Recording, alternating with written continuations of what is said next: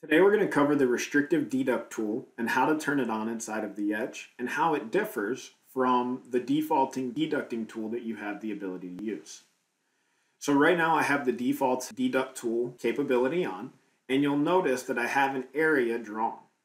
I've selected on my deduct tool, and if I wanted to, I could actually click outside of the shape and I could deduct an area larger than what my actual shape is. So in this case, you can see that I have negative square footage being calculated. So this is the capability that you have with just the regular default deduct tool.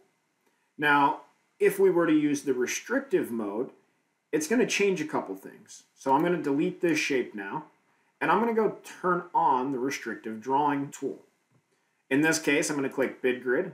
I'm going to choose Options and Preferences. And then I'm going to click on Drawing and Deduct Options. Under Deduct Options, you'll see the drop-down. Change it from default to restrictive and click Save. Now give the program just a couple moments. It is going to take a few seconds for this to process. And once it's processed, then we'll go back out to our takeoff screen. Once we go back out to our takeoff screen, we're then going to show you the differences between what we were just drawing with that deduct tool and how it works now that we've turned restrictive on. So in this case, you'll notice that we have our shape here. With having our shape here, we're going to click on our deduct option. And with the deduct option, now we're going to try to click outside of the shape again. This time, it's letting me know that I can't actually put a point down. Reason being is because with the restrictive deduct tool, we're not allowing you to drop a point outside of the shape that you've currently drawn. So in this case, if I were to click inside, I can now start to draw. Well, this pertains to any point that you're going to be dropping.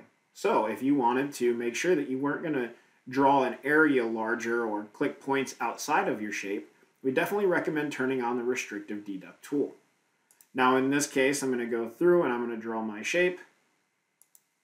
And again, if I try to click outside of the current shape drawn, it's not going to let me when I'm in that restrictive deduct capability. In this case, I've drawn my shape. I go ahead and click enter, and now I'm done. So that's how you can turn on the restrictive deduct tool, and that's also how it differs from the normal deducting capability that you have.